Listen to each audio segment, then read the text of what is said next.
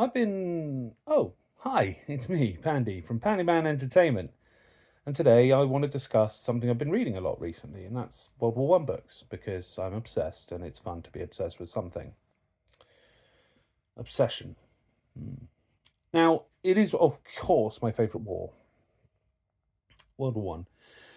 But World War Two has its interest as well. I know, I don't publish a World War Two game. I don't plan on it either. But it can be interesting. Now, I've been reading. Actually, I started before Christmas at the Suffolk Regiment Museum, Suffolk and Cambridgeshire Regiment Museum, in Bury St Edmunds, where I'm from, or at least where I live.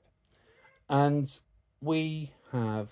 They had a really nice book by Cambridgeshire. Now, the Cambridgeshires were territorials back in D, and in World War Two, they got sent to Singapore, both battalions. So they had a 1 and 2 battalion. Both were sent out to Singapore, both territorials. And if you know anything about war or World War Two, you'll know that we did a fabulous job of protecting the island until we didn't. The 4th and 5th Suffolks were also there, both territorials. One was East and one was South Suffolk or West Suffolk. So yes, so those two, there was 4 battalions that, there was a lot more than 4 battalions, don't get me wrong. 4 battalions is not that big when you think about it. But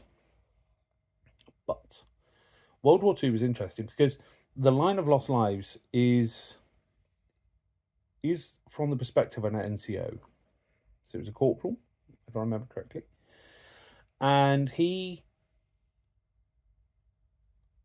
writes down his experience. So he was injured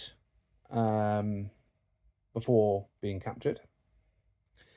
But he also tells about what, from the soldier's perspective, which is actually quite nice, because sometimes you don't always hear that perspective that easily.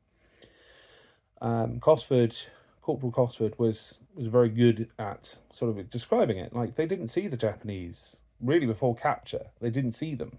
They knew they were there, and they would burn the underbrush, the underbrush, to deny or to kill, but you wouldn't see them.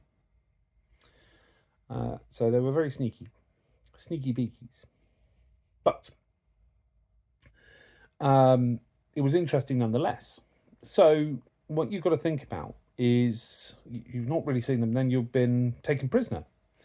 Now, I think it's the 4th or the 5th Suffolks. They actually also, well, they were also there, of course, but one of them was at a checkpoint and closing the road down.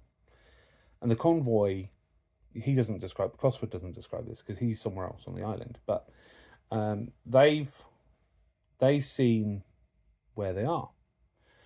And the surrender party comes along and they stop them. They're like, you can't, you're all traitors. And eventually a good hour goes past, the officers run off to go and find out if it is genuine. And yeah, they find out it's genuine order and they need to step out of the way. And yeah, this sergeant was ready to shoot the surrender party, which is really interesting, really. These are people that have been there 17 days. Some of them were literally getting off the boat. There's stories, I can't remember what regiment they were, but they were getting off the boat as they were surrendering. Now, what happens afterwards? They're taken prisoner.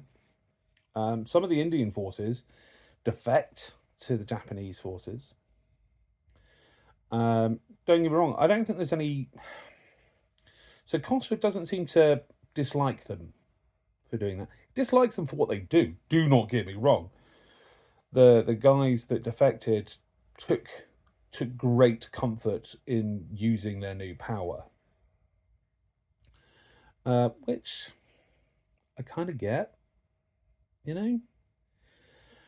But it was interesting nonetheless. And I think that book in itself should be read more, because, you know, he tells about dysentery, and there's even some funny moments in there as well. And it's little things like that. You go, war is hell, but at the same time, these are still people. Their stories still matter, and remembering those that have gone before, you know, is something we need to do. So until then, let's keep the peace.